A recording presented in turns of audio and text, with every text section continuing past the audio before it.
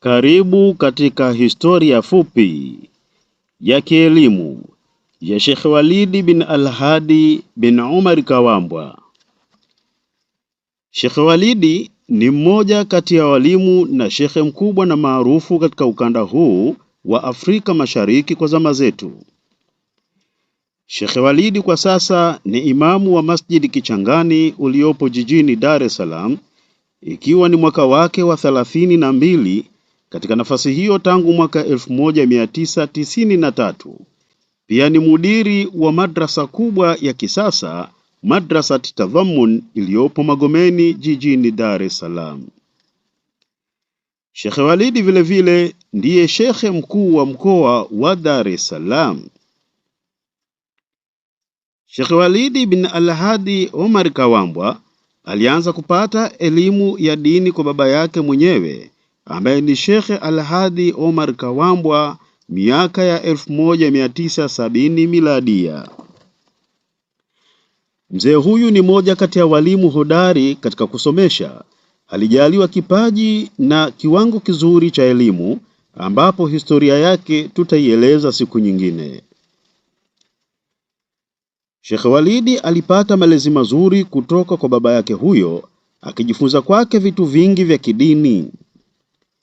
Mwaka 1980 Sheikh Walid bin Al-Hadi alipelekwa kusoma kwenye mji wa Lamu uliopo nchini Kenya, ambako hata hivyo hakukaa kwa muda mrefu baada ya kutokea matatizo yaliyomlazimu kurudi nchini Tanzania.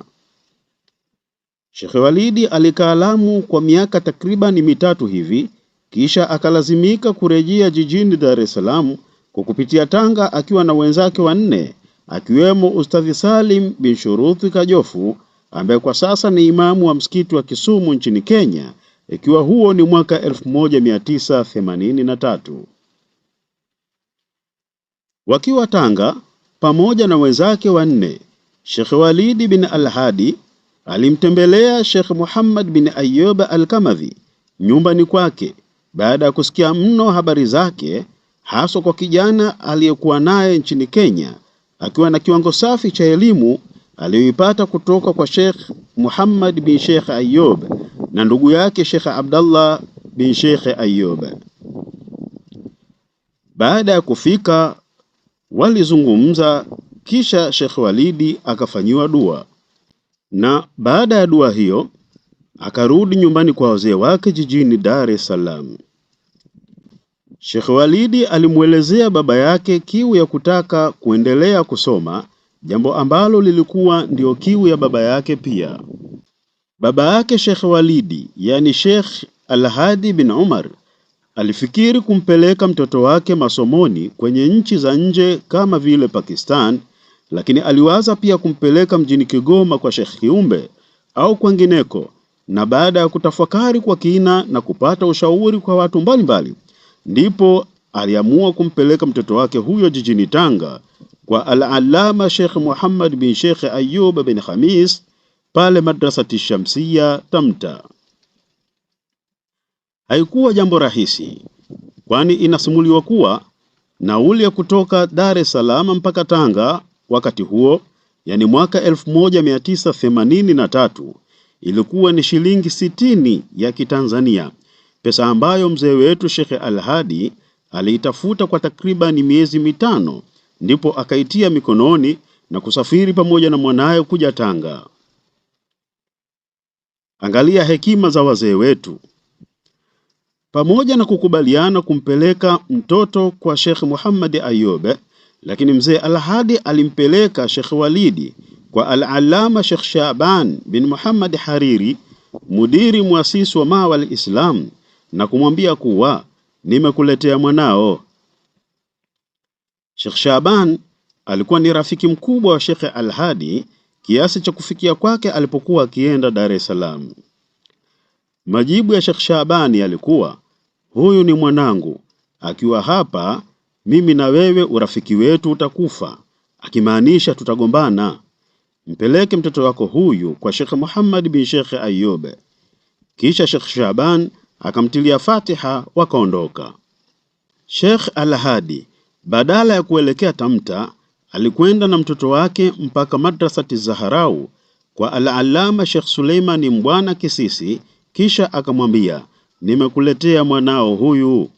Sheikh Suleiman Mbwana akawaita watoto wake wawili ambao ni Sheikh Muhammad bin Sheikh Suleiman Mbwana na Sheikh Mnyamisi bin Sheikh Suleiman Mbwana, akawaambia, ndugu yenu huyu ameletwa hapa, ila mie nasema huyu apelekwe Tamta kwa Sheikh Muhammad bin Sheikh Ayub, na mimi hapa nitamtilia Fatiha tu. Basi baada ya Fatiha na dua wakaelekea Tamta na kumkuta mwenyewe Sheikh Muhammad bin Sheikh Ayub Al-Kamadhi, ikiwa ni majira ya saa 10 jioni hivi.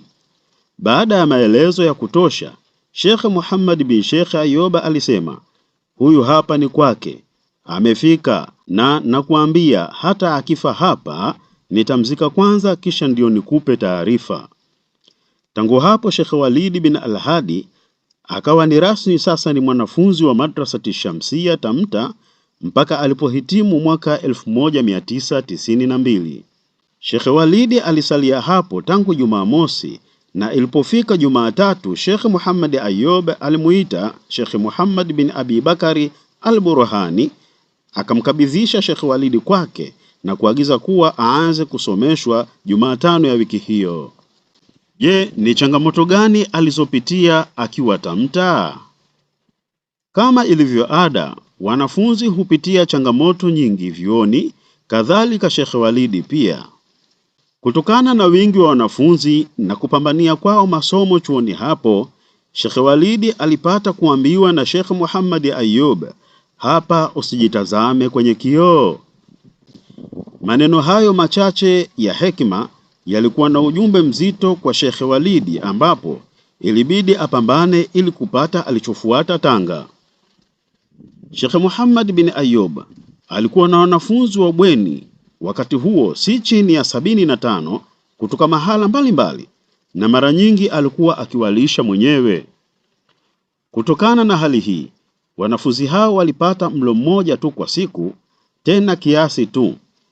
Itoshe tu kusema watu waliitafuta elimu kwa shida kubwa na walipambana sana, huku kukiwa na kauli kali za wazazi, hata wengine wakiambiwa kwamba ukishindwa huko basi huku usirudi. Kwa sababu mbalimbali, mwaka 1990 Sheikh Walidi aliomba ruhusa na kurejea nyumbani kwao baada ya kupambana masomoni takriban miaka 7. Kuona kimya kingi, Al-Allama Sheikh Muhammad bin Sheikh Ayub alimtumia mtu Sheikh Walidi na kumuita tena Tanga. Sheikh Walidi alipofika Tanga aliambiwa na Sheikh Muhammad Ayub, subiri tutazungumza. Sheikh Walidi alitii kwa unyenyekevu mkubwa kauli hiyo ya Sheikh lake na kumlazimu kusalia chuoni miaka 2 bila kuzungumza chochote. Mwaka 1992 Sheikh Walidi aliruhusiwa rasmi kurudi Dar es Salaam ili kueneza alichokipata. Baada ya kurudi Dar es Salaam, mwaka mmoja baadaye, yani mwaka 1993, alikabidhiwa uimamu msikiti wa Kichangani jijini Dar es Salaam, ambapo amedumu nao mpaka sasa mwaka 2025, takriban miaka 32.